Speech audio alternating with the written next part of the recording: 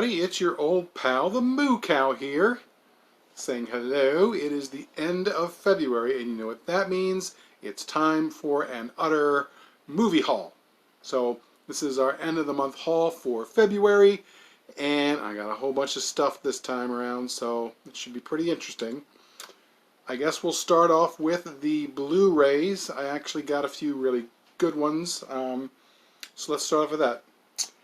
First group is a group of Blu-rays I got for movies that I like a lot. I don't know that they're necessarily masterpieces, and I don't know that they necessarily are going to be that much better on Blu-ray versus DVD, but I like them, and I'm kind of at the point now where if I see them, especially if I see them and they're fairly inexpensive, and I like the films, even though they may not be the greatest ever, I'm going to probably go ahead and get them. So, first one we got is The Usual Suspects, a movie I really liked.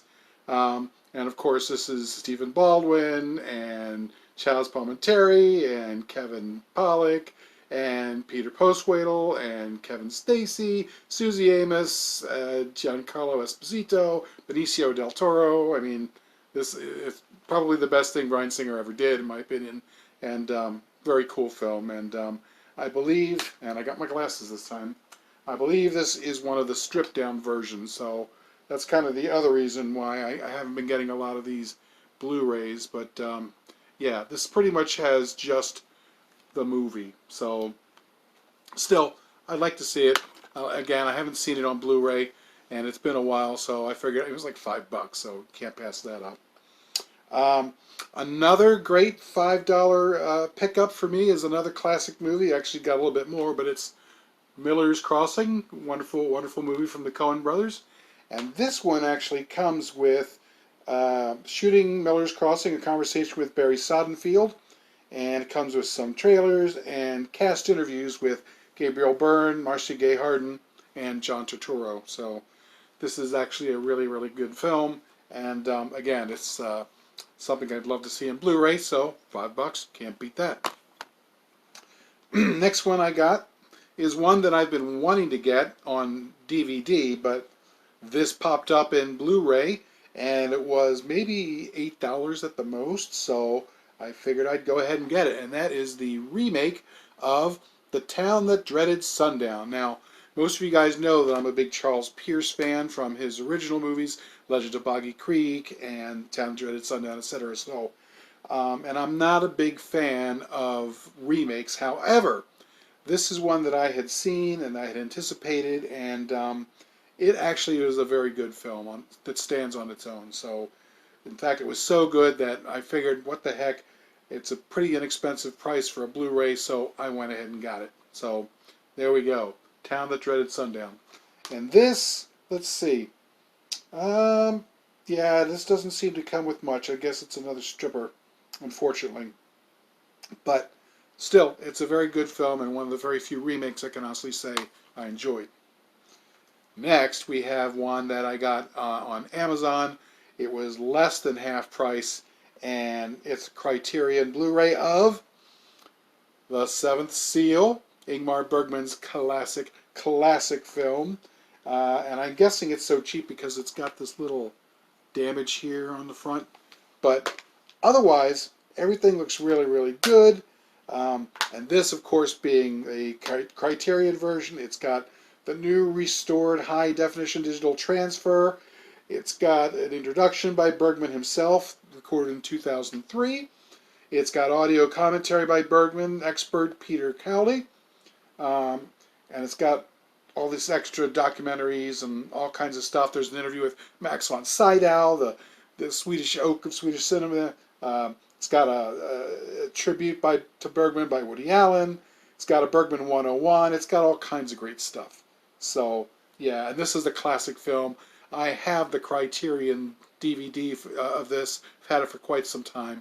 And, yeah, this is one of my favorite films. So, I happened to see it, and I got it for something like $15, which, you know, for Criterion Blu-ray, come on, can't beat that. Even with just a little bit of flaw there. So that's it for the Blu-rays. Next, I have some DVDs that are some movies that are pretty decent, not quite stinkers, because every now and again you find stuff. So the first one is one that I picked up. It's going to say $5, but I actually got it for $1. And this is the Tom Savini remake of Night of the Living Dead, the color version, and it's the one that's got um, oh gosh, Tony Todd and Patricia Tallman, and among others. And they actually redid Dawn of the Dead, and I wasn't wild about that remake, but this was a pretty darn good remake. It doesn't get quite the love that it deserves. So seeing it for $1, I couldn't pass that up. And in addition to that, I also found for $1 this Night of the Living Dead reanimation with Andrew Divoff and Jeffrey Combs. It's supposed to be in 3D, but this is the 2D version. I'm not really sure what this is all about. And it's Jeff Broadstreet who's the director. So I'm curious to see what this is. I don't know if this is a game or if this is a redone movie, but it was for $1, so I grabbed it.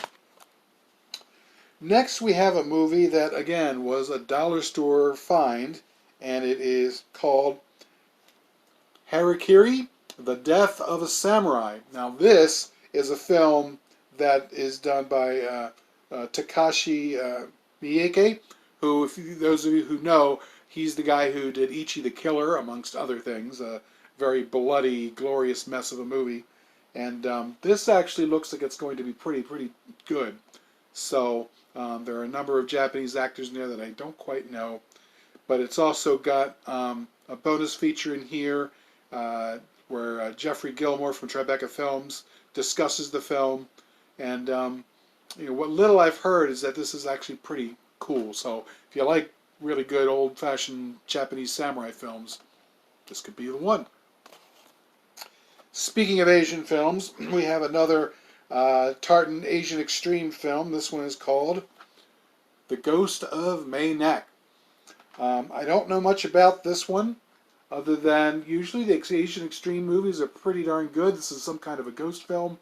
And this also comes with a few interesting special features. There's a documentary on the set of the making of the film, and there's a bunch of new releases and stuff like that. So another crazy, extreme Asian ghost story. Could be very good. We'll see. And then finally, in the last, this one, I don't know if it's a good movie. It's kind of a stinker. I guess it's a guilty pleasure. It's a film, Kick-Ass. It's such a ridiculous cartoon of a film. It's so crazy and bizarre. But it's also a lot of fun, and I can't necessarily say that it's a bad film. It's just a cartoon. And I kind of got a kick out of it, and it's just such a strange, bizarre film. And of course, it's got some wonderful performances in here. Nicolas Cage is as nuts as he almost normally is. Just so different than what you usually expect with he's got the bald and glasses thing. He's such a nerd, but it's actually a lot of fun, and yeah, kind of a guilty pleasure film. So again, I saw it for $1, got to grab it. So now on to the more traditional crappy films, or hopefully crappy films, or stuff from out of left field. And as usual, I went haunting the dollar store and found yet another film that I did not have. This one's called Dark House. And I don't know much about it other than it's a 2018 film, and it looks like to be another haunted house film. So that should be, interesting, I suppose. Next we have a movie called, again, another dollar store find, Abducted. No warning, no reason, no escape. Your body, their experiment. So let's see, we have Jelly Howie, Adian Park, Vivian Dugray, Doug Haley, written and directed by Glenn Scantlebury and Lucy Phillips. I don't know who these folks are. I am sorry. We'll see what happens with that. Next we have a film that I have heard of but have never had. So I saw it, and again, for $1 you couldn't beat it. 13-13-13. And this is one of those crazy end of the millennium Mayan calendar natural disaster, nightmare kinds of things. So it's like this says here, it's in the tradition of The Exorcist and the Crazies. I don't know. We'll see. I saw it for $1. I figured I'd grab it. Next, we have one that looks like it's going to be pretty bad. If you recall, earlier this month, I did a quick review of, Sharktopus versus Whale Wolf, which is really bad, starring the wonderful combination of husband and wife Casper Van Dien and Catherine Oxenberg. And here they are again for Sleeping Beauty with the wonderfully beautiful, or professionally beautiful, Olivia d'Abo. And I had no idea that this movie existed at all. And this is actually directed by Casper Van Dien. So that should be very, very interesting. This also comes with a gag reel and the making of Sleeping Beauty and some deleted scenes. Could they have deleted scenes in this? The mind just boggles. We shall see. Next, we have one that looks really, really bad. Rise of the Zombies. And we have here LeVar Burton, Mariel Hemingway, and Danny Trejo. Please, tell me there's another movie out there with these three in there. I don't think you're going to find it. So, Zombies plus these three in the cast? Come on. And it's directed by Nick Lyons, so this is an Asylum production, and should be interesting. It comes with the making of the Rise, gag reel, trailers, and yeah, there we go. Rise of the Zombies. Next, we have another interesting one. I believe this is also Asylum, and it is Night of the Wild. This is a Sci-Fi Presents with Rob Morrow, Kelly Rutherford, Tristan Mays, and Carmen Tonry. And it's directed by Eric Red. And it looks like it's a bunch of dogs going nuts. Dogs Gone Wild, and comes with your making of, your gag reel, your trailers, and a VFX before and after. So, there you go. Knights of the Wild. Then we have a movie I don't know anything about, and was another dollar store find, and it is called Beyond White Space. And this is some kind of crazy green screen sci-fi film. And let's see who's in here. It looks like I don't know who these people are. Directed by Ken Lokes-Mandy. I got no idea who that is. Yep, don't know any of these folks. So this could be very, very bad. Should be fun though. Speaking of bad and fun and silly, we have Android Cop. Another Asylum film with Michael Jai White and Charles S. Dutton, of all people, directed by Martin Atkins. And this is going to be, I guess, the urban version of, Robot Cop, something like that. So, yeah, should be interesting. Also comes with making of and a gag reel, which I guess a lot of these Asylum films come with, which is kind of cool. Looks like it's going to be stinky, but it's nice that they put in all the little extras. Let's see, what else do we have here? So here's a movie called She-Wolf Rising. Some kind of wacky 2016 werewolfy movie of some kind. I don't know anybody in this one. Gosh, it's only 91 minutes long. Yeah, I don't know. Oh, wait a second here. Gina Schuyler. Okay, so I've heard of that person, but that's really it. Otherwise, I don't know anybody in this. But is that a wolf? Looks like a bat. I don't know. We'll find out. So we'll put that on and let you know. And here's one that looks pretty bad, but it should be a lot of fun. And it is called Rogue Warrior Robot Fighter. And in the back it says Killer Robots Enslave Humanity, as they do. And let's see here. So this comes with Tracy Birdsall, William Kircher, Stephen Manley, Daz Crawford, and Marilyn Gigliotti. Yay! I did not know that. So there you go. A little bit of Clerks action there for you. Directed by Neil Johnson. And this is an Empire Motion Picture. 2017. Very cool. All right. Next, we got a double feature. So 2 movies for the price of one low price, which in this case was $1, so 50 cents. And we have Abraham Lincoln versus Zombies and Nazis at the Center of the Earth, which I've actually already seen, and it's silly, ridiculous nonsense, but a lot of fun.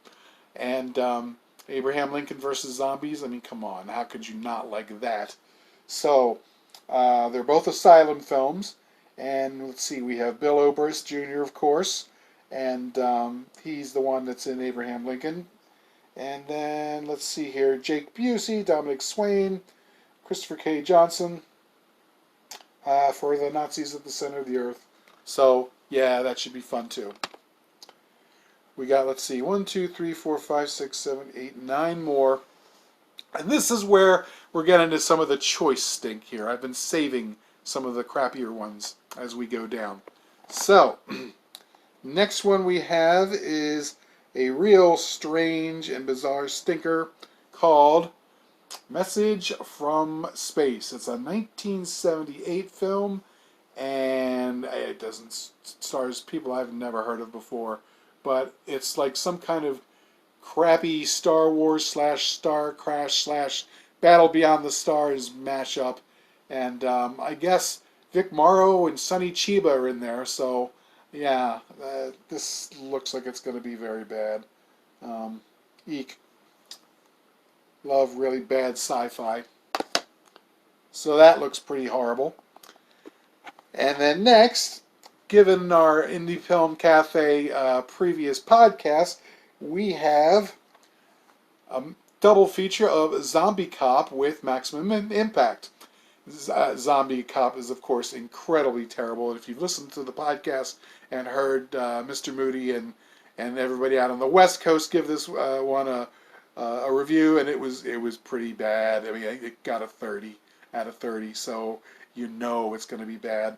I remember seeing this on YouTube because it's on there, but I wanted to have my hands on my own copy because this is just such a terrible film. It's bad in so many ways, and I don't remember much about Maximum Impact. I think I saw it before. I think it was just kind of dull. I don't really remember, so we'll find out. Excuse me. The end of the month, I'm always getting tired. Next, we have another strange dollar store find. This one is called Attila. And apparently, Attila the Hun comes back to life as a barbarian demon guy. And he's played by Ultimate Fighting Champion Chake Congo, whoever the heck that is. I guess he's some kind of ass-kicking machine. And once again, it is the Asylum. And let's see, who else is in there? Nobody that I know. Yeah, there you go. It says, when a group of American soldiers inadvertently steals Attila the Hun's secret riches, the wrath of the barbarian is awakened, and the mummified warrior will stop at nothing to kill the intruders. So it's Attila the Hun, he's a mummy, he's a demon, and he's killing everyone in sight, as he does. So, that should be interesting. Let's see here. Next, we have a movie called Bloodthirst 2, Revenge of the Chupacabra. And I'm looking at the art on this thing, and the art looks really, really bad. I mean, I don't know who's in this. Let's see here. Bruce Shaw, Megan Welsh, Hugh McCord. Directed by Jonathan Mumm. Oh dear. Yeah, this looks pretty bad. Eek. Anything with a chupacabra, you know, is going to be awful. Let's see here. Oh yeah, and here we go. This is something I'm thinking I might do for St. Patrick's Day coming up. and it is the 4-film collection of Leprechaun. Leprechaun 1, Leprechaun 2, Leprechaun 3, and everybody's favorite, Leprechaun 4 in Outer Space, which is ridiculous. It's easily the worst of the bunch. These are all pretty bad, really, really bad and stupid, and they just get worse and worse and worse as it goes on. Um, the very first one, of course, has Jennifer Aniston, which is why it's, famed for what it is. But then the rest is all just pretty much junk. But should be fun, and we'll see. If I'm up for it, I'll do a St. Patty's Day feature, and we'll do all 4 of them. Oh my God. Next, and this is funny that the other film had Marilyn Gigliotti, because, as it turns out, here is Flesh Eaters from Outer Space and Invasion for Flesh and Blood. So, all kinds of Clerk stuff going on here today. Where's Kevin Smith when you need him? This is the Director's Cut Collector's Edition, Warren F. Disbrow double feature from Troma. Unrated because we deliver. So there you go. I'd seen Flesh Eaters from Outer Space before. I have not seen Invasion for Flesh and Blood, which I think they're like the one is the sequel of the other. I'm not sure. We will find out. But more Marilyn Gigliotti goodness. Speaking of goodness, now we're getting into some really, really choice stink, and we have a classic. Playmates of the Apes, of the Apas, with the wonderful Misty Monday, Darian Kane, Anushka, Debbie Rochon, and of course all the other Seduction Cinema chippies that are in there. And yeah, I remember seeing this back in the day. It was dreadful. It's really cringeworthily bad. So, and I never had a copy. And it was just, I saw it out there. It was like $7 or something cheap like that. So I picked it up, and it's I can't wait to inflict this on someone. This comes with an interview with Misty Monday and an interview with Debbie Rochon and Darian Kane. And behind the scenes, there's a naked interview with Anushka and Sharon Egbert. And then there's Seduction Cinema Trader Vault. So if you want to see all the bouncing boobies, this is it, because this is the uncut version, so God only knows. You might have to actually sit through and listen to them rap, and it's so cringeworthy and horrible. I can't wait to torment somebody with that. Speaking of torment, speaking of trauma, and speaking of incredibly fun and bad, silly movies, we also have Killer Condom. I'm so happy I finally got my hooves on a copy. I saw this a good while ago, and it was so silly and bad, but it's a lot of fun. And yeah, so this is a Martin Waltz film, and let's see who is in this nonsense. Gosh, Udo Samel, Peter Lorre, Iris Bourbon, Mark Richter, Leonard Lasnik. No idea who this is, but if you haven't seen this film, you need to get your hands on it, your hooves on it, because, yeah, Killer Condoms, just bizarre, nutso.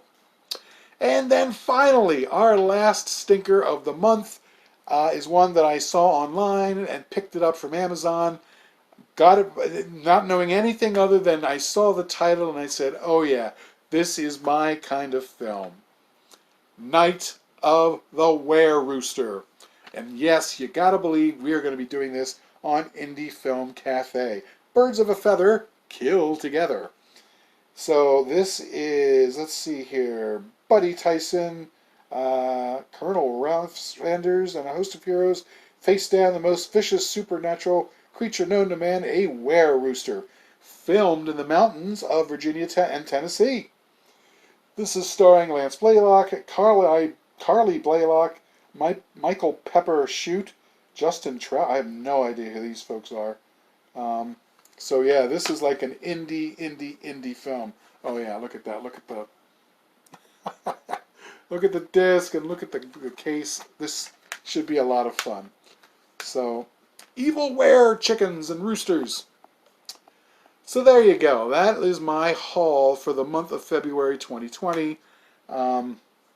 There's just lots and lots of stuff out there. It's like you could haul forever and still not get all the wonderful bad movies and also some good movies that are out there. I actually have a couple more Criterion movies that are winging their way to me. They had a flash sale just the other day, so I managed to buy a couple of films, but they're not going to get to me until March, so you're going to see them on the March haul, and that's fine. I'm trying to also build up my Criterion collection, so because you know me, I got to have my really good stuff and my total shit. I just don't like that sort of boring in between. It's got to be one extreme or the other if you want to, float my crazy cow boat. Anyway, folks, I think that'll wrap it up for this episode. Hope you find it as interesting as I am. I can't wait to see some of these movies. And either we will review them on Indie Film Cafe or What the Fuck Friday, or maybe I'll do a quick review and let you know how good or bad they are. But either way, we will let you know. So thanks for checking us out on Indie Film Cafe, and we will see you on the flip side.